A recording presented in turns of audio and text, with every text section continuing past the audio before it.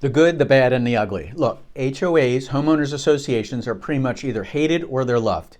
So if you live in a community that has them, it's either going to be your best friend in the land of pleasant living or your mortal enemy. So in this video, I'm going to deep dive into what no one tells you about HOAs. These are the gems and the pitfalls. Now this may not be what you want to hear, but it's the truth. So give me a thumbs up.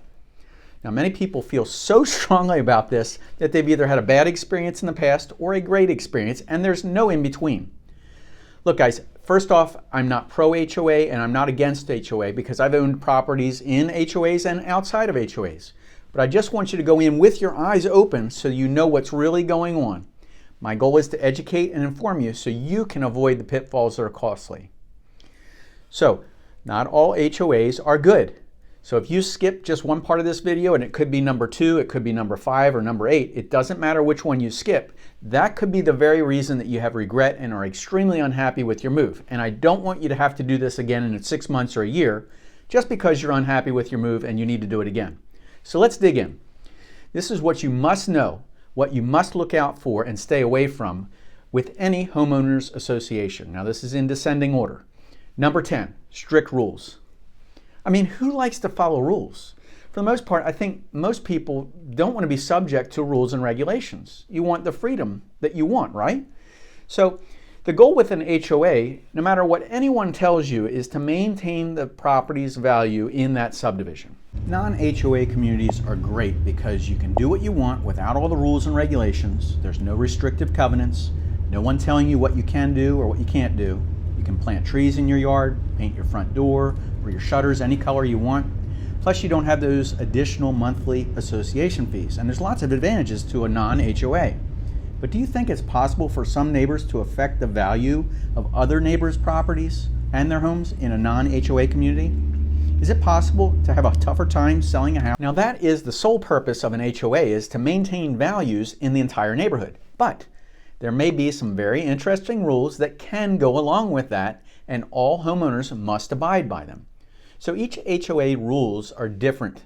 So one advantage of living in an HOA neighborhood may be something like you probably won't have random dogs walking all over your front lawn and taking a big. One disadvantage is you may have a family pet that you've had for many years, and it may be a restricted breed, and the bylaws of the HOA community say you can't have that pet here. As I said, not all HOAs are good and not all HOAs are bad, which leads us to the main reason you need number 9. Be sure to get a copy of the deed covenants, bylaws, rules and regulations before you put an offer in to buy. Look, if you have a smart real estate agent who's working for you, they may have an addendum to the contract where the sellers will agree to provide you, the buyer, a copy of the property's covenants and restrictions at no cost to you, and you have 5 days to accept or reject in what you find there. Now sometimes these docs can run $200 or $300, so if your buyer's agent is on their toes and gets this step done, it can save your backside and some cash. Now each HOA's rules are different, as I said, so some are loose and some are tight. Things like appearance of the house, the height of the grass. Hey, do they have a tape measure out there?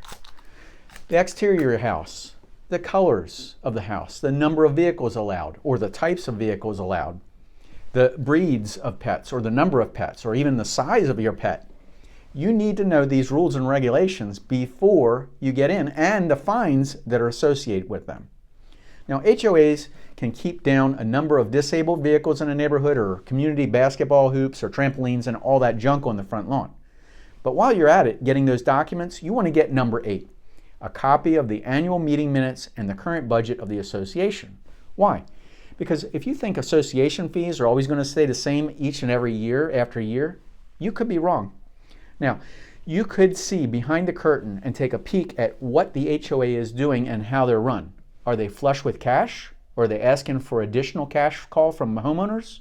Or are they in need because they have some community project or facilities that are broken down? Is their community efficient, or do they like to just blow money?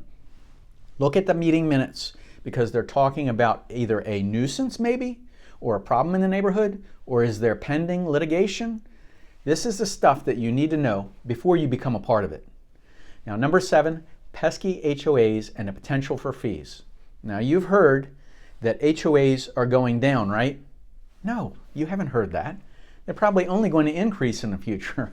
because the cost to maintain a property anywhere in the United States is only going up. So if you really need to know where and if your money is being well spent. So living in an HOA, you must pay those fees even if you say, hey, I don't use the pool. You just can't opt out.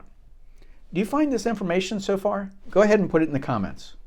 Number 5, so what's included? Hey, before you poo-poo all the HOAs and throw them under the bus, listen to this. Some HOAs include a lot more than others. And this is very important to compare because it's not apples to apples, it's apples to oranges. Some include water, electric, trash, exterior maintenance, the roof, the exterior walls, the insurance, pool, cable TV, internet. So of course, nothing in life is free, but places that include all of this stuff will have higher costs. But wait a minute. Take a pen and paper and add up all those individual things, what it would cost if you bought and paid for these by yourself.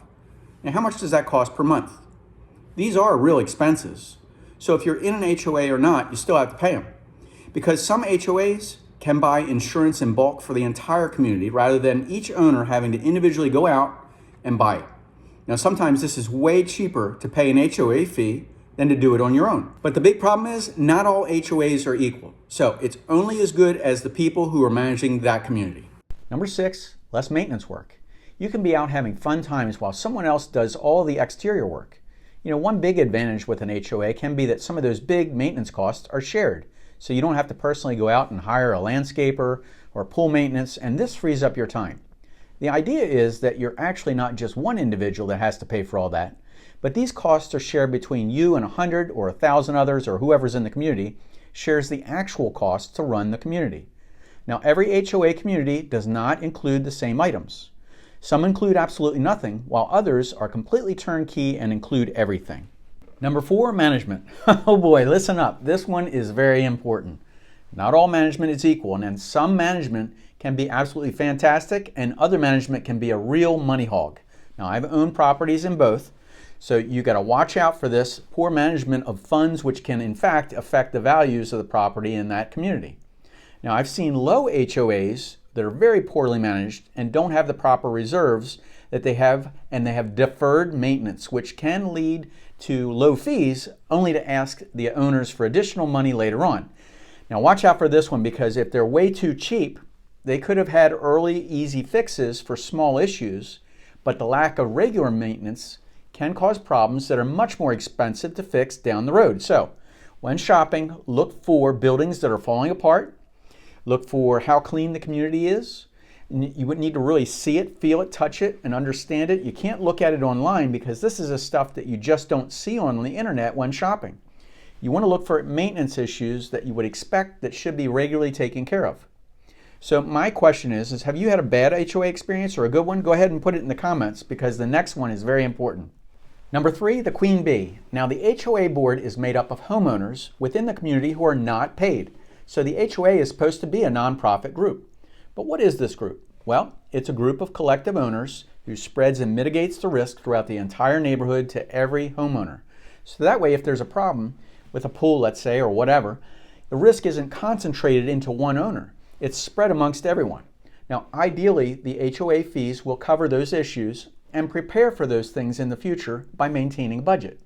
So this is the primary reason that owners don't have to pay additional funds or surprise assessments. Look, nobody wants a surprise, right, or an additional expense. So the issue with one of these homeowners who is king or queen bee is if the homeowners have ulterior motives or egos.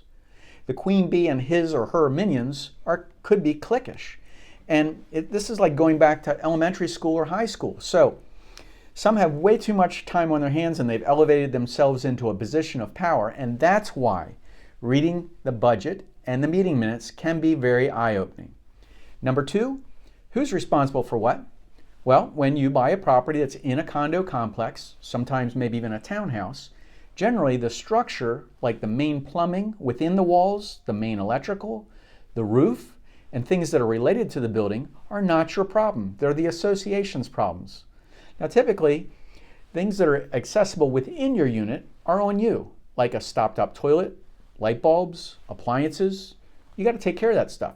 But as I said before, some homeowners association fees include the water, so you could take 1,000 showers and your bill is going to be exactly the same. Or you could turn on all your electric lights and there's no additional charge to your monthly fee.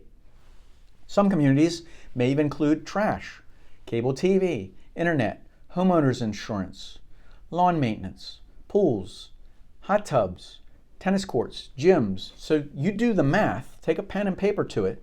You know, some people are like, why would I spend an extra $500 a month on a homeowners association fee? That's way too much. Well, what do you actually get? Well, you could be getting $150 worth of utilities. Maybe you're getting flood insurance or fire insurance or homeowners insurance and cable TV and all that other stuff.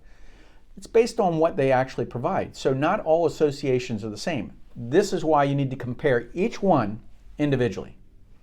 Number one, rental restrictions. Now, some HOAs do not allow Airbnb or vacation rentals. Some will only allow long-term rentals or a minimum lease of 6 to 12 months, where tenants have to actually abide by all the rules and regs of the association. Or some HOAs do not allow any rentals, only owner-occupied properties. And the problem is that most people say, I don't want a high HOA. Well, that is a problem because HOAs can really vary from state to state and from community to community. Now, I've actually seen everything from a $35 a month HOA to a $35,000 a month HOA. So it's all relative to the amenities and what's included. Now, if you learned anything, I hope you're going to comment below and give me a thumbs up. Was this information helpful to you? Did you subscribe? If you did, I'll see you in the next video. Take care, guys.